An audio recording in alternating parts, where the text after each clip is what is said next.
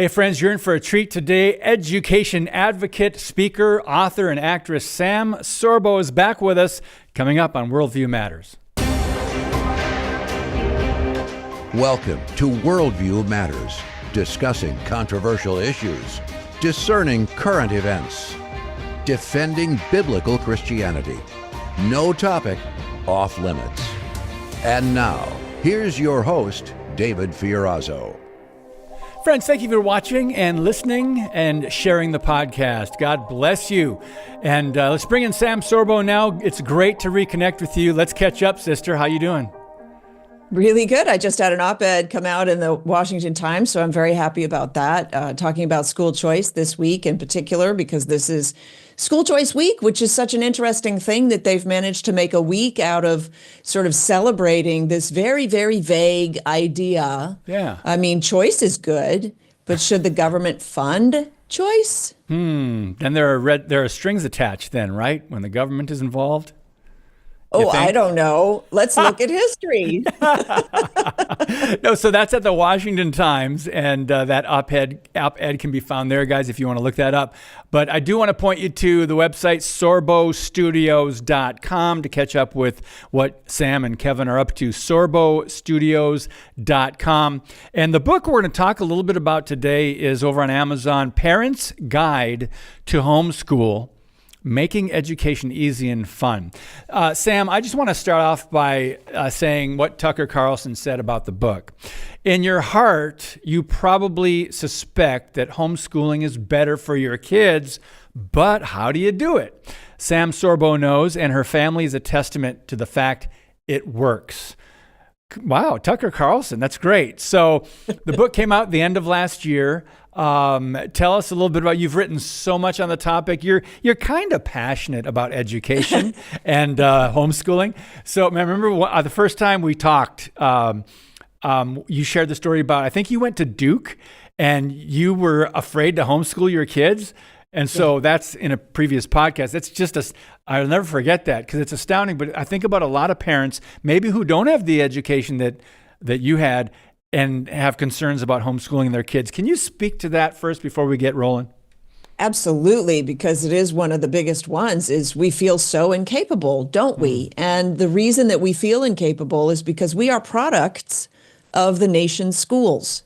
So if you feel incapable, that is an impeachment of the school, and that should be the warning sign that you need not to send your child in there to develop the same sense of inability that you have.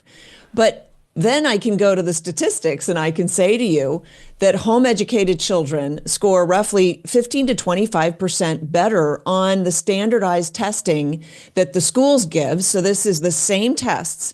Homeschooled children score better, and that is regardless of their parents' level of education. Regardless of it. So parents who have no education are educating their own children better than the schools are. And the problem that we face, the sort of the uphill climb, is that a lot of parents, a lot of people today will say, oh, but I'm the exception. Don't flatter yourself. You're not the exception. I'm just saying, like Ben Carson's mother couldn't read. She made him write a book report every week on a book that he took out of the library. She couldn't read it, but he turned into Ben Carson. Yeah. And my point is that the one metric that is the best metric for predicting a child's academic success is not the academic level of his parents. It's not how good a school he goes to. His level of academic success is best predicted by parental involvement. It's not the smarts of the parent, it's the interest of the parent that gives the child the impetus to learn and to keep learning and to grow in wisdom. And so that's what we're about. And that's what Ben Carson achieved. He was #1 neurosurgeon and, premier in the world, ran for president of the United States, among many, many other things. And that's his story, is this idea that his mother just poured into him just the interest and the drive. Parental involvement. I'm thinking about the hours of influence. Interesting concept. And then I think about technology. I think about Hollywood. I think about the woke corporations. And I think about the government-run K through 12 school system, let alone the universities. And we won't go there. Marxism on steroids. But let's talk about K through 12. The kids are there, and now they're trying to get them there for breakfast. Hey, we'll give you a free breakfast if you show up early. So less time at the family meal table at home with the parents. So that is by design, to take kids away from the parents. This is an uphill battle, but it starts by getting children, Christian children, out of the public schools, or any kids, any parents that want to raise their kids and influence them, have them, truly educated. But I go over to the website, which you're involved with here, Public School Exit. I want to talk briefly about that, because that's in part what we're talking about, Sam, to be able to homeschool and for parents to be involved. We've had many of these. Dran Reese, we've had her on the podcast. Alex Newman is one of our colleagues here at Freedom Project. Paul Blair, and Duke Pesta. He's right here. Duke's office is right down the hall. And you are also one of our advisors here at Public School Exit. Tell us about that. So Public School Exit's just an initiative to encourage parents to take their children out of public school. My encouragement is that parents are more than capable of educating their own children. And in fact, I would say that education is less than 50% academic. And we send our children to school just for academics. You don't send your child to public school for moral teaching. You don't send them for religious teaching. You don't send them for spiritual teaching. You don't even send them, if you really think about it, for teaching on how to get by in life. You're hoping that they learn that sort of by osmosis, that they learn social skills or whatever. You might say, oh, I send my child to school for social for social training. I don't know what you're smoking, why you think that they get socially trained in school, because they don't. Nobody's actually doing that. So that's kind of absurd. So what Public School Exit does, and what I do, is take a step back and show you have so much ability. And in fact, most parents, if they think about it, they are more accomplished than the teachers in the public schools. And that's not to denigrate teachers in public schools. There are probably many teachers in the public schools who are great people. But I'm just saying, if you went to a 4-year Marxist teaching college, your ideas might differ vastly from the parents' ideas of what constitutes not only a good education, but a moral upbringing. And parents, if you think about it, I was at an event the other day, and a world-renowned recording artist was speaking. And he was so proud because his son was going to some big university to study sound engineering. And I'm like, but you're a world-class, like if you gave a class on sound engineering, you would steal all of their students. You could literally educate your child yourself for free.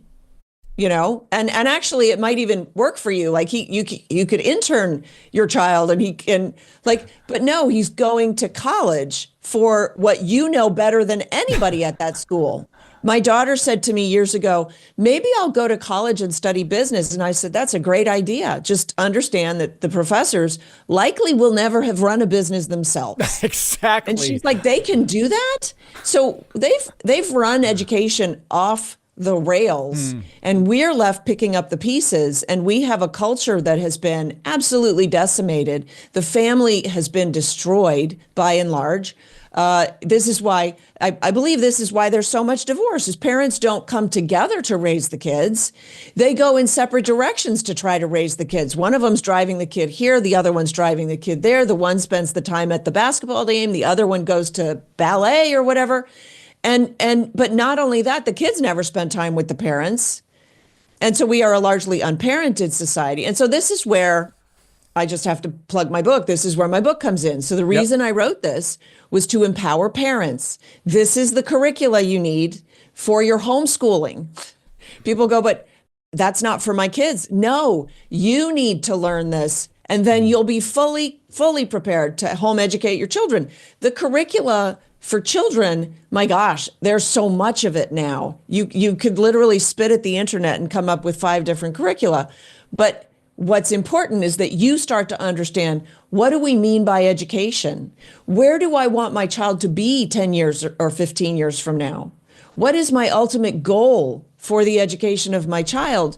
And okay, if it's the corner office in the skyrise in Chicago with the fabulous view, and you never see that child because they're so busy making a living and earning the almighty dollar, then maybe the system is right for you. But if you foresee a future where you are surrounded by your grandchildren, do not send your children away from you for their education. Right. Thank you for the air quotes, the usage of air quotes there.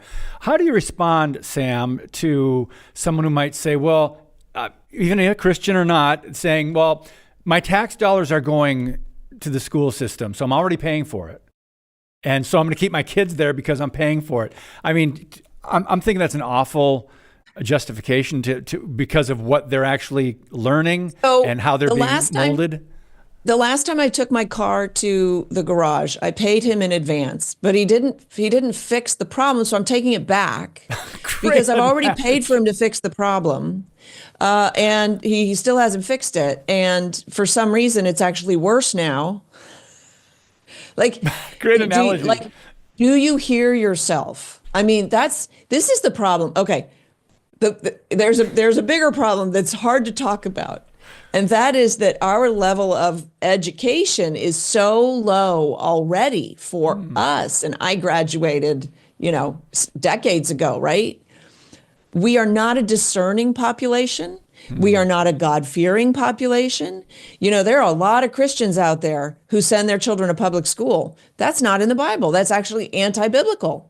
If you read your Bible, God admonishes you with the care and upbringing of your child and in the fear and admonition of the Lord. Those words are clear. Oh, they don't apply because, school. But understand that school's values are very different than the values of the Bible. The Bible says, don't fear. School says fear. The Bible says, raise your children yourself in the fear and admonition of the Lord. School says, make sure that you worship money. College prep and career readiness. It's all about college. The whole world in school is about college prep and career readiness, which means money, because let's face it, career readiness is just code for a better job, a better paying job, a longer term job.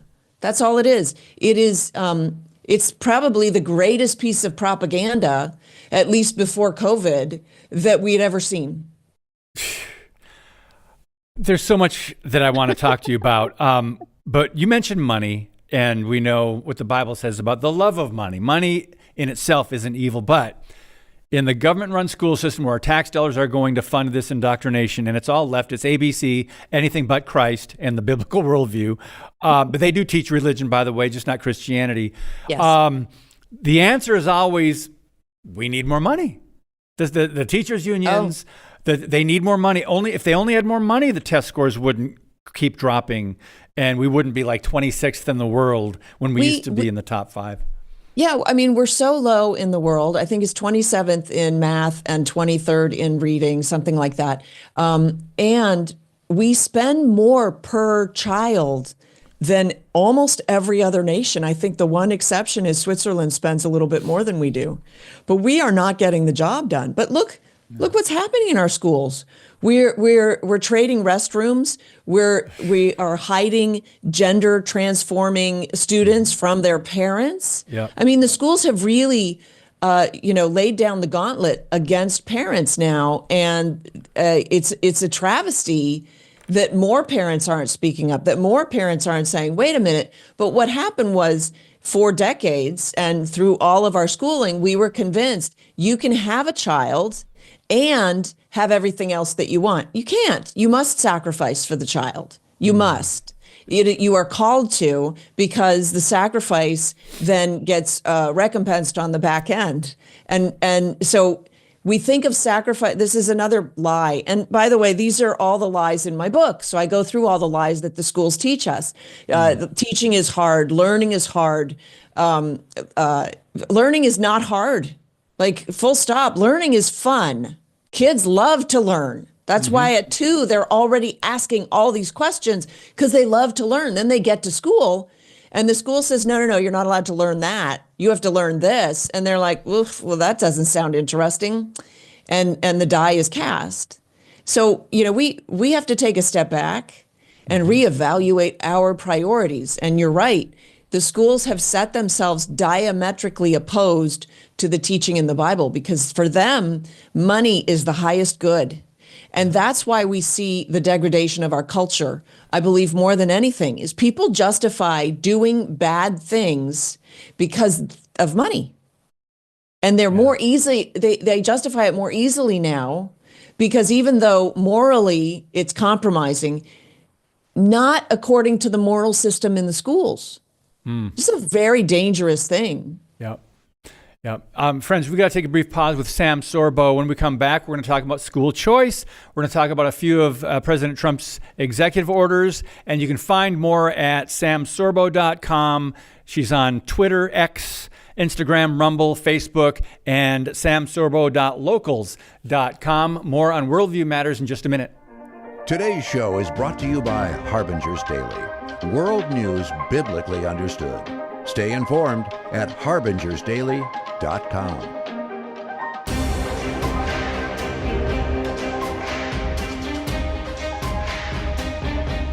So I also want to mention we have a new YouTube channel, friends, Worldview Matters, David Fiorazzo, no spaces, and follow us there. Thanks for sharing the podcast. So this is funny, Sam, I think it was just last week. I knew I was going to have you on the podcast again. And I don't know what channel I was watching, but I caught the movie again, Let There Be Light. And I was, again, just amazed by the acting. Great job on that movie. Thank you. I just really love what you guys do, what you've always been a part of. Where can people, other than going to sorbostudios.com and go to shop, is your stuff on Amazon, or where else can people watch and get your books and films? Well, the best place is always just go to the studio and do sign up for our newsletters because that's the way we stay in touch with people now. The Facebook took my husband down for saying truth. Although it was controversial at the time, it has now been proven to be true. They really should just reinstate him. But we stay in touch with people via our newsletter, our email newsletter, and so we invite everybody to sign up for free. And all of our products are there on sorbostudios.com. We offer free shipping, so that's really the best place to go. Yeah, I've been shadow banned on YouTube. They didn't take my account down, my profile, but on YouTube, Facebook, I'm shadow banned. YouTube, they've deleted some of my videos. I still have my channel though, but I had the audacity to talk about Charlie Vector David 19er. And anyway, so I got in trouble. So we try to be careful now. We shouldn't. Maybe things will improve now with the Trump administration, but I'm glad they did an executive order on censorship. In fact, let's go there briefly. We're running out of time already. Your thoughts. I know I love Kevin's voice, and he's been so vocal and for years, thank God, outspoken as a Christian. Gasp. Talking about political issues, right, as a Christian. But what are your thoughts, and we'll talk in detail about one or two of Trump's executive orders and just what he's doing already, weeks into the new administration? Well, I think he's done a remarkable job of creating mourning in America again. And so these executive orders are certainly setting the tone, and I hope that they will be more active than just an executive order, because you can order people to do things. But for instance, in our schools, no more DEI, no more CRT. But when you've already baked it in and the educators, I shouldn't call them that, the teachers themselves believe in this ideology, they will be teaching the ideology. And I want to point out to people that, we used to have something called honor and integrity. And so you wouldn't compromise your honor and integrity to toe the line just for a paycheck. But that's where we are today. So the number of people on movie sets or on at speaking engagements or whatever, the number of people who come up to Kevin and say, hey, thanks for your voice, man. I couldn't do it because I'd lose my job. And you go, maybe you should, like, maybe you should stand up for yourself and not be so cowed. How do you face yourself in the mirror when you know that you're basically a hypocrite, where you know that you believe something and fervently because they believe it, but they're not willing to defend it? I don't know. I'm glad you made the point that an executive order does not change the teachers' worldviews. They didn't have a come to Jesus moment. They're gonna double down. They're gonna do it in secret, right? They've already started. It's no longer called DEI. It'll be called something like, equitable reparations, or I don't know what. They'll figure out some weird term for it, and they will implement it anyway. And so some of the stuff that Trump is doing, I understand, is defunding something, just saying, okay, you know what, this has to go and that has to go. I love the fact that he's requiring federal employees to show up for work. Like it's just sort of cheating if you're not showing up for work. He's also going and doing research to see if you've collected a paycheck from another source, because you should not be earning, if you're working full time for the government, you should not have a second job. And here's the thing, like I think there might be some people maybe who like took a part-time job on Friday nights because they like the karaoke bar and so they work there. But you'll be able to see from the amount of money or from the number of hours or whatever, and they should get some discernment. But seriously, yeah. I mean, I know for years we've had teachers that have been accused of some kind of misdeed, and they get put in rubber rooms because they're not allowed to be fired. And then in the rubber room, there was one case I remember about a decade ago. This teacher was making six figures doing real estate transactions. Wow. Working full time as a realtor from his rubber room inside the school building. And getting paid and full benefits. And getting paid as a teacher. It is just really astounding. So Sam, before we run out of time, by the way, I want to direct people to Libs of TikTok. This is good information on if you have any concerns about your kids in the government-run schools, follow them. And oh my goodness, they just did this one here. Trump ends radical indoctrination in the schools. Well, it's a start, and it's like he's trying to call attention to it. It's not going to end it, but I appreciate Libs of TikTok. You can just, some of the radical transgender ideology that some of these teachers are pushing gets exposed. And anyway, they're very good at that. Let's talk about your op-ed at Washington Times on school choice. And I want to quote you, and you can continue, Sam. School choice is being sold as an opportunity for parents to reclaim control over their children's education, no questions asked. But we've already seen that as it's being implemented, these promises are rescinded. And then you say it's time to acknowledge that what's being promoted as choice is actually a gateway to single-payer schooling where government funds things. And you can just share a little bit more about that as we're running out of time. Just what are some of the bullet points that we need to be aware of? Well, let's just be aware that when the government sends you a check, there's strings attached. They want to know where that money's going. And in a lot of these cases, it goes into an account that is supervised by the government, and then you are permitted to withdraw as you go, but only for approved purchases. In the state of Florida, the first year, most everything was approved. So people were like, yeah, this works pretty well. The second year, they're cracking down on what's approved, and also they're requiring testing, which they didn't require the first year. And the problem is the addiction. And in fact, I have another article coming out on Friday talking about the addiction of government, that because they control the schools, they trained us to think government's good. And I'm not saying that it's like there's some nefarious scheme in the background. I'm saying this is the natural order of things.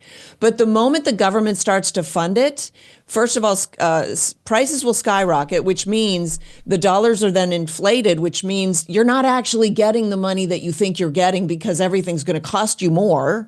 But also, the moment that money enters, it perverts that space. So the lovely Christian schools that will be taking government dollars because of school choice, now when the government comes in and says, oh, but lovely Christian schools, you must teach the Quran also, they're out of luck. And what are they going to do? Lay off all their lovely young teachers that have just gotten jobs and everybody's working and they're so happy? Okay, government, we'll teach the Quran. All right, but then you can't teach the Bible. I mean, it's a gateway to basically full government control of education. Yep. And I want to go ahead. No, that's just how it works. I want to emphasize that you're not exaggerating. You mentioned Christian schools, and people have this idea that, well, Christian schools they're teaching the Bible, and all the curriculum is would be approved by Christian parents. I think we've got so much waking up to do, Sam, but that's why your book is so important.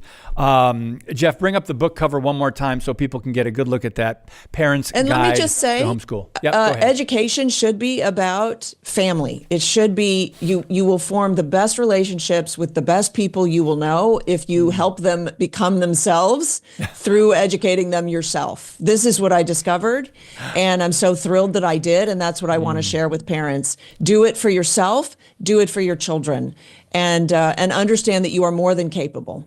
So I would guess that your kids probably didn't end up on one of the Ivy League school campuses protesting Israel and parading for Hamas or the Palestinians. Isn't that sad, though? We saw that after October 7th. That was eye-opening, wasn't it? Yeah, well, kids have been stolen away from their parents and then told their parents were dumb because their parents sent them to school to learn. So clearly their parents have nothing to give them, nothing to offer. And it's ridiculous. And I challenge the entire paradigm. I challenge the teacher paradigm. I challenge it all. And that's what I've done in my book. So get my book, Parents Guide to what is it? Parents Guide to Homeschool, Making Education Easy and Fun. Yes, and education in your book is not in air quotes. So yeah, it's just amazing what we've seen with some of these kids. They can't explain why they're defending Hamas or the Palestinians or they're against Israel. They can't explain that. But sadly, Sam, I see a little bit of that in the church as well. There are Christians who don't know why they want to play both sides, but you can't from the biblical perspective. SorboStudios.com. I see that you've got something going. You're going to the UK next we're month, also in going February. to Greece. We are leading a tour in Greece, walking in the footsteps of Paul. It's called Biblical Greece. It's on that page that you just showed, the events page. In September, but the signups are closing soon. So if you want to go, please go over to the website and sign up. Awesome. I just appreciate you guys so much. Thank you for your time and just the fight that's in you, that you have not been silenced. Praise God. Give our best to Kevin, and hopefully we'll do this again in the near future. Thanks, Sam. Thanks so much. All right, guys, there's so much more. There's books, there's DVDs, there's devotionals that we were going to they did a Christmas devotional. So go look up at SorboStudios.com. Thanks for watching, listening, sharing. God bless you. And as always, keep speaking the truth about things that matter.